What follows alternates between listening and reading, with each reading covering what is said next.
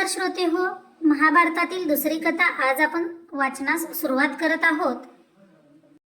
कच्छ देवयानी ययाती.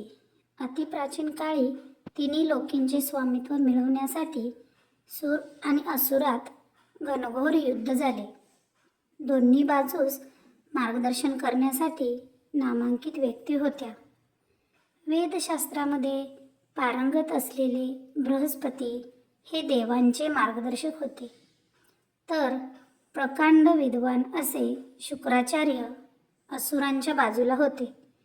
मृत व्यक्तीला जिवंत करू शकणारी संजीवनी विद्या केवळ शुक्राचार्यांकडे असल्यामुळे तो एक मोठाच लाभ राक्षसांना मिळत असे. युद्धामध्ये ठार झालेले राक्षस संजीवनी मंत्रामुळे जिवंत होऊन युद्धासाठी पुन्हा पुन्हा सज्ज होत. त्यामुळे देव व दानवांच्यात हे युद्ध दीर्घकाळ चालू राहिले. देवांच्या दृष्टीने ही मोठीच समस्या होती. शेवटी निरुपाय होऊन सगळे देव बृहस्पतींचा पुत्र कच्छ यांच्याकडे मदत मागायला गेले व त्याला म्हणाले, तू शुक्राचार्यांचा शिष्य हो. तो कोणालाही विद्यार्थी म्हणून सहजी स्वीकारत नाही. तू त्यांचं मन जिंकलं पाहिजेस, तरच ते तुला शिष्य म्हणून स्वीकारतील. एकदा तू विद्यार्थी म्हणून त्यांच्याकडे दाखल झालास की तू त्यांचा लाडका होऊन त्यांची मर्जी संपादन कर. त्यांच्याकडून संजीवनी विद्या शिक. देवांची ही अपेक्षा आहे आणि हा देवांच्या दृष्टीनं मोठाच लाभ ठरणार आहे. देवांची ही विनंती कच्याने मांडली. राक्षसांचा राजा वृषपर्वा यांच्या राजधानीत तो दाखल झाला. शुक्राचार्यांचे वास्तव्य तेथेच होते. कच्छ त्यांच्याकडे गेला व त्यांना वंदन करून म्हणाला, मी अंगिरसाचा नातू आहे आणि बृहस्पतींचा मुलगा आहे. मी ब्रह्मचारी असून आपल्याकडून ज्ञान संपादन करण्यासाठी मला आपलं शिष्यत्व मिळावं अशी माझी मनस्वी इच्छा आहे. असा एखादा सद्गुणी विद्यार्थी मिळाला तर खरे विचारवंत गुरु ज्ञान प्राप्तीसाठी आलेल्या विद्यार्थ्याला नाकारत नाहीत. त्यानुसार शुक्राचार्य त्याला म्हणाले, तू चांगल्या कुळातून आला आहेस आणि बृहस्पतींविषयी मला अत्यंत आदर आहे. त्यामुळं अध्ययनासाठी मी तुला ठेवून घेतो. नंतर काही वर्षे कच्याने त्यांच्याकडून शिक्षण घेतले. एवढेच नव्हे तर त्यांच्या घरकामासही त्याने त्यांची सेवा केली. शुक्राचार्यांना देवयानी नावाची सुस्वरूप कन्या होती. देवयानी शुक्राचार्यांची अत्यंत लाडकी मुलगी होती. ती कच्यावर अनुरक्त झाली.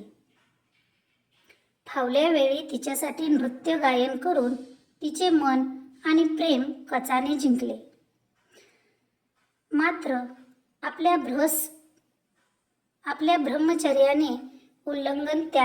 ब्रह्मचर्याचे उल्लंघन त्याने कदापि केले नाही.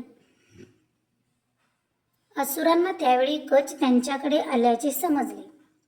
त्या वेळेपासून त्यांनी ओळखले होते की शुक्राचार्यांची भाटगिरी करून तो त्यांच्याकडून संजीवनी मंत्रविद्या शिकेल. त्यांनी विचार केला की कसेही करून हे सगळं टाळले पाहिजे. एके दिवशी कच्छ हा गुरुजींच्या गायी घेऊन रानात चरायला गेला होता. ही संधी साधून असुरांनी कच्याला पकडले, त्याला ठार मारले व त्याचे तुकडे तुकडे करून ते कुत्र्यांपुढे फेकले. गायींचा कळप परतलेला पाहून देवयानीला कच्याबद्दल भयंकर चिंता वाटू लागली. ती धावत धावत आपल्या पित्याकडे जाऊन हुंदके देत रडू लागली व त्यांना म्हणाली, दिवस मावळून गेला. आपले सायंकाळचे अग्निविधी आवरले तरीही कच्छ परतला नाही. गायींचा कळप एकटाच परतला आहे. कच्यावर काहीतरी संकट कोसळलं असावं. मी त्याच्याविषयी किंवा त्याच्याशिवाय कशी जिवंत राहू शकेन. शुक्राचार्यांनी अंतर्ज्ञानाने सर्व पाहिले व तत्काळ संजीवनी मंत्र म्हणून कच्याला जिवंत केले. तो धावत पुढे आला आणि हसत हसत त्याने गुरुजींना वंदन केले. तुला परतायला उशीर का झाला, हे देवयानीने विचारताच त्याने सगळा वृत्तांत कथन केला. पण मी जिवंत होऊन कसा परतलो हे मात्र मला माहीत नाही, असे त्याने उत्तर दिले. अशाच दुसऱ्या प्रसंगी देवयानीसाठी फुले आणायला कच वनात गेला असताना असुरांनी पुन्हा त्याला पकडून ठार केले व कुटून कुटून त्याचा लगदा समुद्राच्या पाण्यात विरघळून टाकला. कच्याला यायला फार उशीर झाला म्हणून देवयानी आपल्या पित्याकडे गेली. यावेळीही शुक्राचार्यांनी आपल्या मंत्र सामर्थ्याने त्याला जिवंत केले व त्याच्याकडून वृत्तांत ऐकला. तिसऱ्या वेळी असुरांनी कच्याला असेच ठार मारून त्याचा देह जाळून टाकला. मागे उरलेली राख मद्यामध्ये मिसळून ते मद्य त्यांनी शुक्राचार्यांना दिले. अर्थात निशंकपणे त्यांनीही ते प्राशन केले. चिंतातूर देवयानी आपल्या पित्याकडे धावत आली. तिचे सांत्वन करायचा प्रयत्न करीत ते म्हणाले, त्याला ठार मारण्याचा असुरांनी पणच केलेला दिसतो. अर्थात मनुष्याला केव्हा तरी मरण येणारच. तुझ्यासारख्या समंजस मुलीनं शोक न केलेलाच बरा. तू तरुण आणि दिसायला सुंदर आहेस. सगळेजण तुझं कौतुक करतात. तू शोक न करता पुढच्या जीवनाचा आनंद उपभोग घे. देवयानीचे कच्यावर गाढ प्रेम होते. त्याच्या विरहाचे दुःख बाकी जगाला कसे समजू शकणार. तिने आपल्या पित्याला उत्तर दिले, कच हा अंगिरसाचा नातू आणि बृहस्पतींचा अत्यंत निष्कलंक पुत्र. त्याची आपल्यावर प्रगाढ श्रद्धा होती. न थकता तो आपली किती सेवा करत होता. माझं त्याच्यावर मनस्वी प्रेम होतं आणि त्याला तर ठार मारण्यात आलं आहे. त्याच्याविना मला अत्यंत उदास आणि एकलकोंड वाटत आहे. मी प्राणत्याग करते, म्हणजे निदान माझी स्वर्गामध्ये तरी त्याच्याशी भेट होईल. तेव्हापासून तिने अन्नत्याग केला. आपल्या मुलीचे दुःख पाहून शुक्राचार्यांचे हृदय विदीर्ण झाले व असुरांवर ते भयानक संतापले. एका तरुण ब्राह्मणाची दृष्टपणाने अशी क्रूर हत्या केली, त्याचे परिणाम असुरांना भोगावेच लागतील असे त्यांना वाटू लागले. त्यांनी संजीवनी मंत्र उच्चारून कच्याला बोलावले, परंतु मदिरेतून तो शुक्राचार्यांच्या पोटात गेल्यामुळे त्याला बाहेर पडता येईना. त्याने त्याच्या पोटातूनच हाकेला ओ दिली. ती ऐकून चकित होऊन रागाने ते म्हणाले, अरे ब्राह्मण मुला, तू माझ्या शरीरात कसा काय प्रवेश केलास. हे नक्कीच असुरांचं दुष्ट काम दिसतं. मला तर वाटायला लागले आहे की असुरांना तात्काळ ठार मारून आता जाऊन देवांना मिळावं. परंतु हे कसं घडलं, ती हकीकत मला सविस्तर सांग. अडचणीत असल्यामुळे त्याने कशी बशी हकीकत सांगितली. नंतर देवयानीकडे वळून शुक्राचार्य म्हणाले, अगं, हा मोठा कठीण प्रश्न तुझ्यापुढे उभा आहे. कच्याला वाचवायचं तर त्याला माझं पोट फाडून बाहेर यावं लागेल.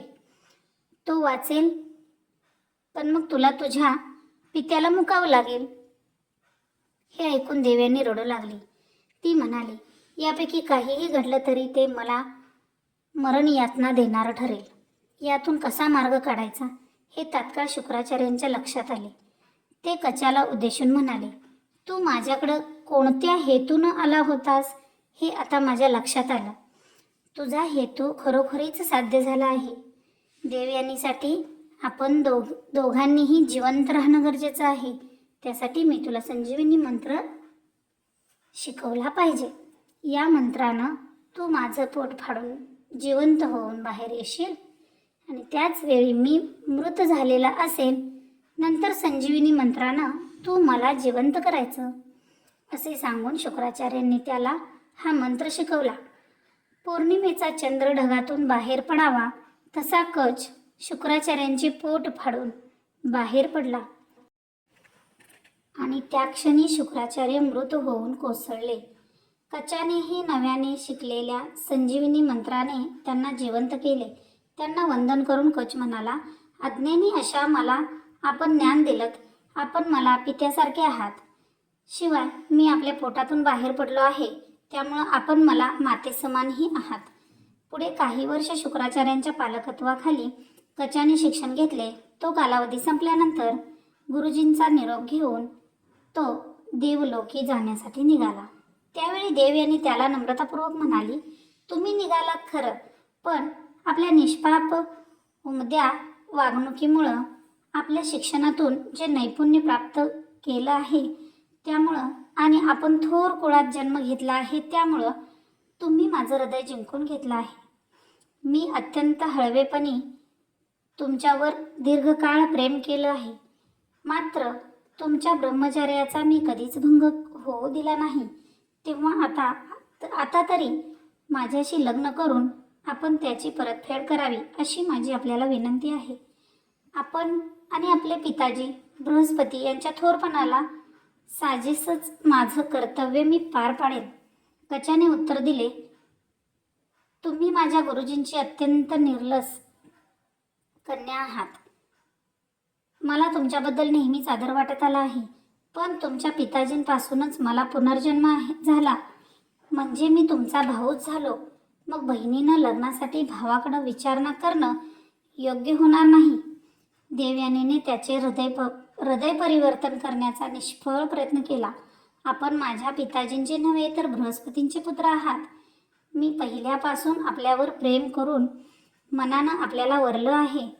आपला पुनर्जन्म व्हावा आणि आपण पती पत्नी म्हणून आपला पुनर्जन्म व्हावा आणि आपण पती म्हणून माझा स्वीकार करावा, यासाठीच मी माझ्या पित्याजवळ घळ घातली होती. आपण माझ्या निष्ठेला प्रतिसाद द्यावा, अशी माझी मनपूर्वक प्रार्थना आहे. कच म्हणाला, आरोग्य कृती करण्यासाठी मला घळ घालण्याचा प्रयत्न करू नका. मी तुमचा भाऊच आहे. मला आता आनंदानं निरोप द्या. माझे गुरुजी शुक्राचार्य यांनी दिलेल्या शिकवणुकीचं तंतोतंत पालन करण्याचा मी सदैव प्रयत्न करेल, असे बोलत अत्यंत हळूवारपणे तिचा निरोप घेऊन तो देवलोकी निघून गेला. शुक्राचार्यांनी देवयानीचे सांत्वन केले. एके दिवशी देवयानी व राजा वृषपर्व्याची कन्या शर्मिष्ठा या दोघी वनामध्ये स्वैर भटकंती करीत होत्या. वेळ दुपारची होती. बऱ्यापैकी उकाडा होता. दमल्या भागल्यावर वनातल्या एका तळ्यात स्नान करून थंड व्हावे असा त्यांनी विचार केला. काठावर आपली वस्त्रे उतरवून त्यांनी तळ्यात प्रवेश केला. वाहत्या वाऱ्यामुळे त्यांची वस्त्रे एका ठिकाणी गोळा होऊन त्याचा ढीग तयार झाला. स्नान उरकून तळ्यातून वर आल्यावर त्या ढिगातील शर्मिष्ठेची वस्त्रे चुकून देवयानीने परिधान केली. हे लक्षात येताच शर्मिष्ठा चिडली व देवयानीला लागट सुरात म्हणाली, राजाच्या सेवकाच्या मुलीनं राजकन्येची वस्त्र परिधान करावीत हे अगदीच अनुचित आहे.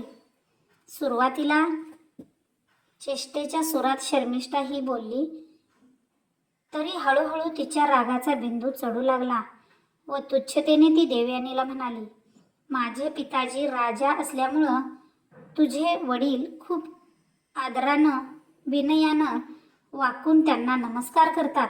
माझ्या वडिलांनी उदारपणे दिलेल्या दानावर तुझे वडील भिक्षेकऱ्याप्रमाणे निर्वाह करतात. हे तुझ्या लक्षात कसं येत नाही? मी राजघराण्यातील आणि तू तर एका भिक्षेकऱ्याची मुलगी आहेस. तरीही माझी वस्त्र परिधान करण्याचं तू धाडस केलंसच कसं? बोलता बोलता तिचा राग इतका चढला की देवयानीच्या कानशिलावर एक थप्पड मारून तिने जवळच्या एका कोरड्या विहिरीत तिला ढकलून दिले. देव यांनी बहुधा मेली असे समजून शर्मिष्ठा व तिच्या दासी राजवाड्यात परतल्या. देव यांनी विहिरीत चांगलीच अडकून पडली आणि तिची अवस्था फारच वाईट झाली. ती मेली नव्हती, पण विहिरीतून तिला वर येता येईना. त्या जंगलात शिकारीसाठी आलेला सम्राट ययाती आपली तहान भागवण्यासाठी योगायोगाने त्या विहिरीपाशी आला आणि त्याने विहिरीत डोकावून पाहताच त्याला काहीतरी चमत्कार दिसला. विहीर तर कोरडी आहे हे त्याच्या लक्षात आले. त्याने बारकाईने पाहिले, तो एक सुंदर युवती विहिरीमध्ये पडलेली त्याला दिसली. काठावरूनच त्याने तिला विचारले, अगं सुंदरी, तू आहेस तरी कोण? तुझ्या कानात सुंदर कुंडले दिसतात, तुझी नखं तांबूस आहेत, तुझे वडील कुठे आहेत, तू कोणत्या कुळातली आहेस, या विहिरीपाशी कशी आलीस? तिने उत्तर दिले, मी शुक्राचार्यांची कन्या. मी विहिरीत पडल्याचं माझ्या पित्याला अद्याप समजलेलं दिसत नाही. मला जरा हात द्याल का, म्हणजे मी वर येईन. मग ययातीने तिला वर काढले. असुरांच्या राजधानीत परतायची आता त्याला मुळीच इच्छा राहिली नव्हती. शर्मिष्ठा आपल्याला किती टाकून बोलली हे आठवून यापुढे राजधानीत आपण सुरक्षित राहू याची तिला खात्री वाटेना. ययातीला उद्देशून ती म्हणाली, तुम्ही माझा हात धरला होता तेव्हा आता मी आणि तुम्ही विवाहबद्ध होऊया. तुम्ही मला नक्कीच अनुरूप असे आहात. ययातीने प्रत्युत्तर केले, मला तू आवडली आहेस, तरी मी क्षत्रिय आहे आणि तू एका ब्राह्मणाची मुलगी आहेस. मग आपला विवाह कसा होऊ शकेल? सगळ्या जगाला गुरुस्थानी असणारे आदरणीय शुक्राचार्य या विवाहाला कशी संमती देतील? म्हणून तू आता आपल्या घरी परत जा. एवढे बोलून ययाती आपल्या राजधानीला परतला. प्राचीन काळापासून चालत आलेल्या परंपरेप्रमाणे क्षत्रिय मुलीचा विवाह ब्राह्मण मुलीशी होऊ शकत नसे असे, परंतु ब्राह्मण मुलगी क्षत्रियाशी विवाह करू शकत नसे. अशा विवाहामुळे मुलीच्या कुलीनतेचे अधपतन होऊ नये असे मानले जाईल. त्या प्रथेनुसार उच्च कुळातील मुलीने अन्य मुलांबरोबर विवाह करणे शास्त्रसंमत नव्हते. यालाच अनुक्रमे अनुलोम व प्रतिलोम असे म्हटले जाईल. घरी परतण्याची देवयानीची मुळीच इच्छा नव्हती. अत्यंत दुःखी अंतकरणाने वनातील एका वृक्षाखाली ती बसून राहिली. आपल्या प्राणापेक्षाही प्रिय असलेली आपली मुलगी मैत्रिणीबरोबर गेली होती हे जरी शुक्राचार्यांना माहीत होते, तरी इतका उशीर होऊन ती अद्याप परतली नाही म्हणून ते चिंताग्रस्त झाले. शुक्राचार्यांनी तिला शोधण्यासाठी एका स्त्रीला पाठवले. खूप शोध घेतल्यानंतर एका झाडाखाली खिन्न होऊन बसलेली आणि दुःखाने व रागाने डोळे लाल झालेली देवयानी तिला दिसली. तिने विचारताच देवयानीने उत्तर दिले, तू अशीच परत जा आणि माझ्या वडिलांना सांग, वृषभपुराच्या राजधानीत पाय ठेवायची आता मला मुळीच इच्छा नाही. आपल्या मुलीची झालेली दुर्दशा ऐकून अत्यंत व्यथित झालेले शुक्राचार्य जणू धावतच देवयानीकडे गेले. प्रेमाने तिला जवळ घेऊन ते म्हणाले, आपल्याच चांगल्या किंवा वाईट करणीमुळं माणूस आनंदी वा दुःखी होतो.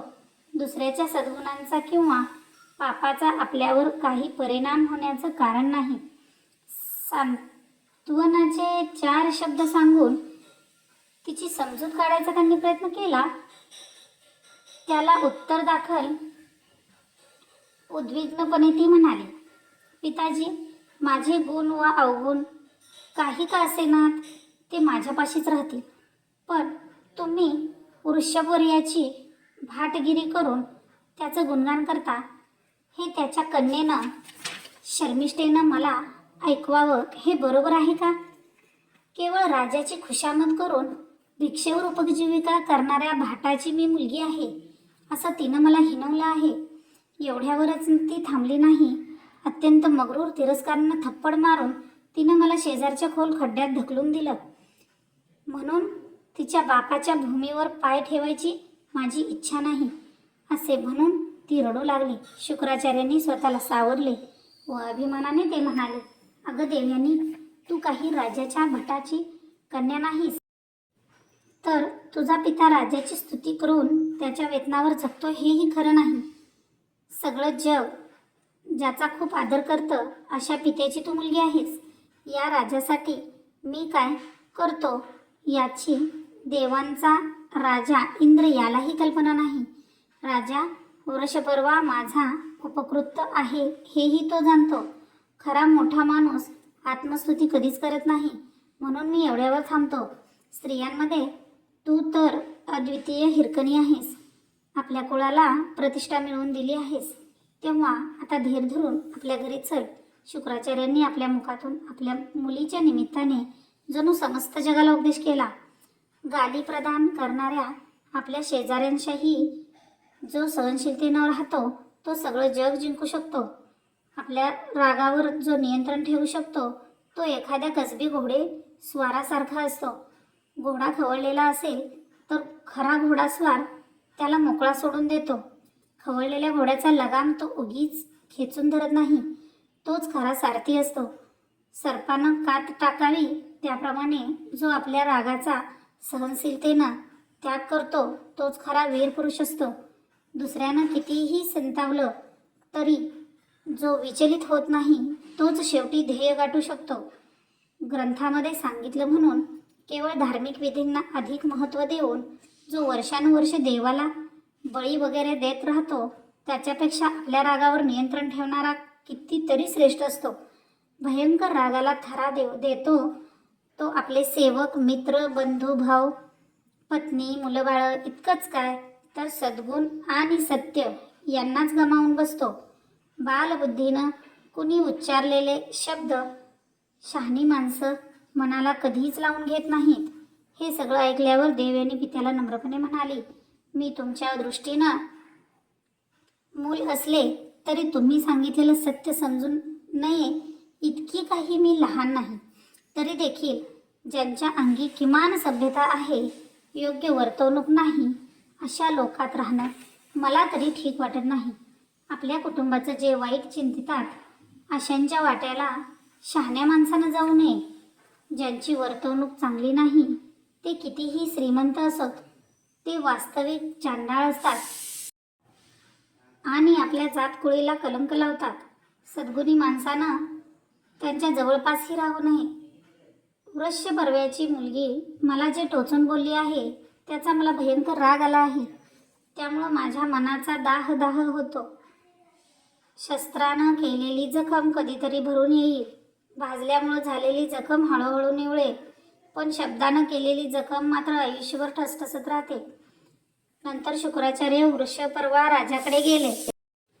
त्यांच्याकडे रोखून पाहत गंभीरपणे ते म्हणाले, एखाद्यानं पाप केलं तर त्याचे परिणाम त्याला तात्काळ भोगावे लागतीलच असं नाही, पण कधी ना कधी त्याचं वैभव उतरणीला लावण्याचं बीज त्या पापामध्ये पेरलं गेलेलं असतं. बृहस्पतींचा मुलगा कच यानं आपल्या सगळ्या विकारांवर विजय मिळवला होता. त्यानं कधीच पाप केलं नव्हतं. अत्यंत निष्ठेनं त्यानं माझी सेवा केली.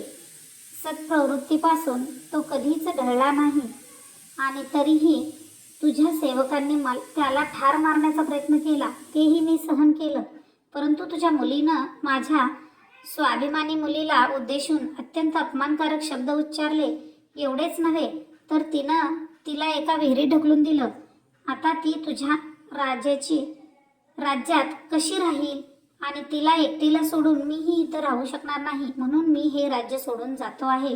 हे ऐकून राजा गडबडून गेला व तो शुक्राचार्यांना म्हणाला, मला खरोखरीच यापैकी काही माहीत नाही. आपण मला सोडून गेलात तर मी अग्निप्रवेश करून प्राणत्याग करेल. शुक्राचार्य उत्तरले, तू किंवा तुझ्या असुरांच्या भविष्यापेक्षा मला माझ्या मुलीचं स्वास्थ्य अधिक मोलाचं आहे. ती मला माझ्या प्राणापेक्षाही प्रिय आहे. तू तिचं मन वळवू शकलास तर ती गोष्ट निराळी आहे. नाहीपेक्षा आम्ही आता निघाले. हे ऐकताच वृषपर्वा त्याच्या लवाजम्यासह जंगलात ज्या झाडाखाली देवयानी उभी होती तिच्याकडे गेला. त्याने तिच्या पायावर लोटांगण घेऊन तिथेच राहण्यासाठी दीनपणे याचना केली. देवयानी हट्टाला पेटली होती. ती राजाला म्हणाली, मी एका भिकाऱ्याची मुलगी आहे असं शर्मिष्ठा मला म्हणाली, म्हणून मी एका अटीवर इथं राहील. माझ्या विवाहानंतर मी सासरी गेल्यावर शर्मिष्ठा माझी दासी म्हणून राहिली पाहिजे. वृषपर्व्याने तिची अट मान्य केली व शर्मिष्ठेला आणण्यासाठी त्याने सेवकाला पाठवले. शर्मिष्ठा तिथे आल्यावर तिला सर्व परिस्थितीची जाण झाली. तिने आपली चूक मान्य केली आणि शरण जाऊन मान तुकवत ती म्हणाली, माझ्या मैत्रिणीची जशी इच्छा आहे तसं मी करेन. माझ्या चुकीमुळं माझे पिताजी आपल्या गुरुजींना मुकणं हे बरोबर नाही. मी तिची दासी म्हणून राहील. पुढे एका प्रसंगी ययातीची व देवयानीची पुन्हा गाठ पडली. देवयानीने पुनश्च राजाला विनंती केली की तुम्ही एक वेळ माझा उजवा हात धरला होता तेव्हा माझा पत्नी म्हणून स्वीकार करावा. यावर राजा म्हणाला, मी क्षत्रिय असल्यामुळं एका ब्राह्मण मुलीशी विवाह करणं असं विधिसम्मत होईल. ते दोघे मग शुक्राचार्याकडे गेले. त्यांच्याकडून प्रतिलोम पद्धतीच्या लग्नाला त्यांनी संमती घेतली. हा तसा अवघड प्रसंग होता. हे शस्त्राला धरून असेल वा नसेल, पण कसेही झाले तरी एकदा झालेला विवाह मोडून टाकता येत नाही. ययाती व देवयानीने आपले वैवाहिक जीवन कित्येक वर्षे आनंदित व्यतीत केले. ठरल्याप्रमाणे शर्मिष्ठा तिची दासी म्हणून राहिली होती. त्यातच एके दिवशी शर्मिष्ठेने गुप्तपणे ययातीची भेट घेतली व पत्नी म्हणून आपल्याला स्वीकारण्याची त्याला विनंती केली. ययातीलाही हा वास्तव प्रसंग किंवा वास्तव प्रस्ताव पसंत पडला आणि देवयानीच्या परोक्ष या दोघांचे लग्न झाले. देवयानीच्या लवकरच ते लक्षात आले आणि ती भयंकर रागवली. देवयानीने ही गोष्ट आपल्या पित्याच्या कानावर घातली. त्यावेळी तुला अकाली वृद्धत्व येईल असा शुक्राचार्यांनी ययातीला शाप दिला. ऐन तारुण्यात असताना आपल्याला वृद्धत्व येणार. ययातीला पश्चाताप झाला व त्याने शुक्राचार्यांकडे क्षमेची याचना केली. त्याने एकेका काळी देवयानीला विहिरीतून वर काढून तिला वाचवले होते. ते लक्षात येऊन त्यांना त्याची दया आली. ते म्हणाले, तुझं तरुणपणाचं तेज आता नाहीसं झालं आहे, परंतु दिलेला शाप परत घेता येत नाही. म्हणून तुझं वृद्धत्व कोणी स्वतःकडे घेत असेल तर तुझं तारुण्य तुला परत मिळेल. हा शाप देऊन शुक्राचार्यांनी त्याला आशीर्वादपूर्वक निरोप दिला. सम्राट ययाती हा युद्धामध्ये कधीच पराभूत होत नव्हता. शस्त्राज्ञेप्रमाणे त्याची वर्तवणूक होती. तो ईश्वराचा भक्त होता आणि त्याला आपल्या पूर्वजांबद्दल खूप आदर होता, अभिमान होता. आपल्या प्रजेच्या कल्याणासाठी झटणारा राजा अशी त्याची कीर्ती होती. परंतु पत्नी देवयानीशी त्याने विवाह केलेल्या अन्यायी वागणुकीबद्दल शुक्राचार्यांनी त्याला शाप दिला. त्यामुळे ययातीला अकाली वृद्धत्व आले. आपले यौवन सौंदर्य हिरावले जाऊन वृद्धत्वाची कष्टप्राय स्थिती ययातीच्या वाट्याला आली. तारुण्याच्या अवचित नाश होऊन आलेले त्याचे दुर्दैवी वृद्धत्व जुन्या आनंददायी स्मृतींनी अधिकच गडद होत असे.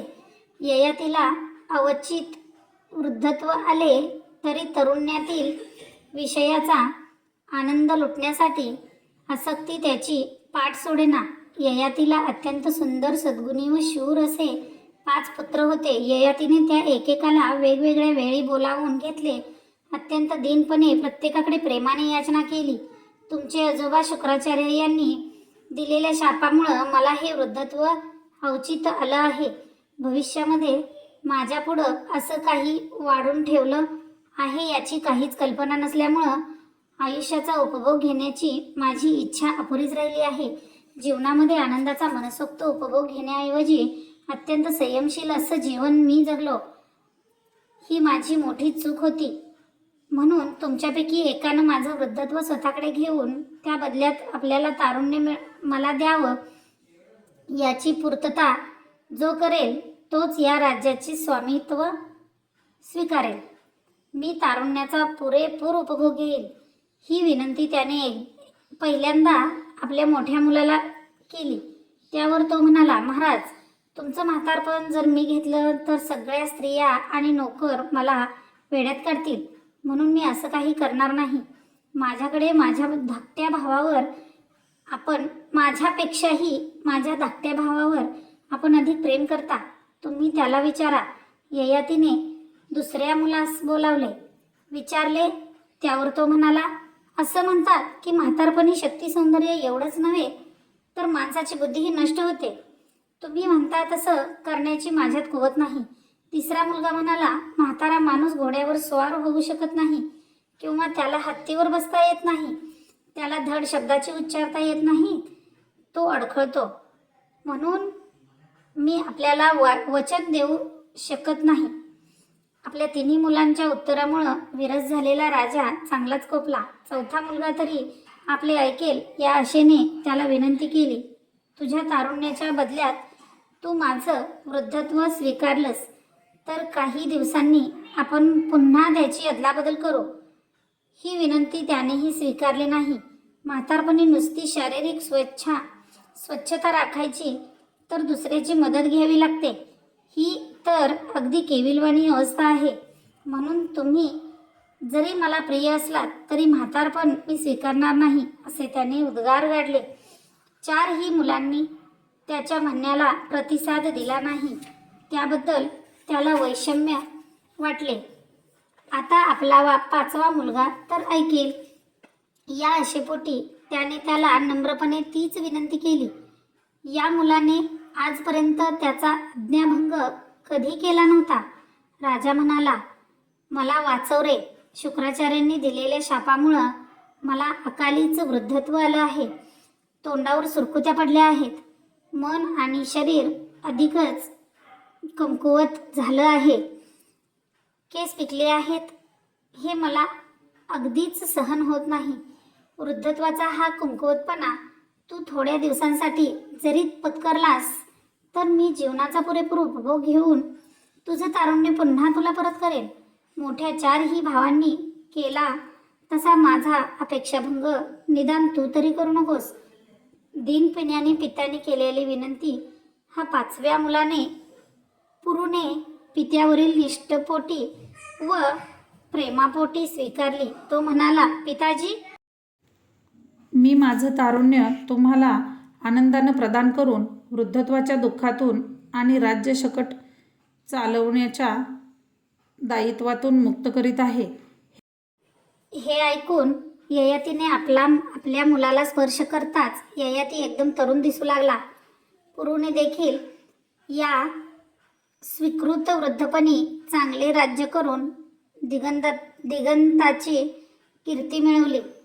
त्यानंतर ययातीने जीवनाचा स्वच्छंद उपभोग घेतला तरीही त्याचे समाधान होईना. म्हणून एका तरुण अप्सरेला घेऊन तो कुबेराच्या वनात गेला व तिथे त्याने आणखी कित्येक वर्षे आनंदाने उपभोगली. परंतु तशा असमाधानात त्याला उपरती झाली. पुरूकडे जाऊन तो म्हणाला, वत्सा, कितीही उपभोग घेतले तरी विषय वाचना कधीच तृप्त होत नाही. तुपानं कधी अग्नी विझवता येईल का? आजपर्यंत मी हे नुसतं ऐकलं होतं आणि वाचलंही होतं, पण त्याचा अनुभव घेतला नव्हता. धनधान्य, सुवर्ण, गुरवास्त्र वा स्त्रिया कितीही मिळाल्या तरी माणसाचं कधीही समाधान होत नाही वा हाव संपत नाही. मनाच्या आणि शरीराच्या संयमातूनच माणसाला खराखुरा संतोष मिळू शकतो.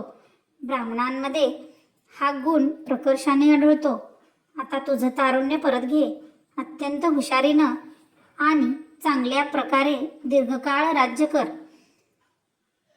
हे शब्द उच्चारताच ययातीने वृद्धत्व त्याच्याकडे परत घेतले.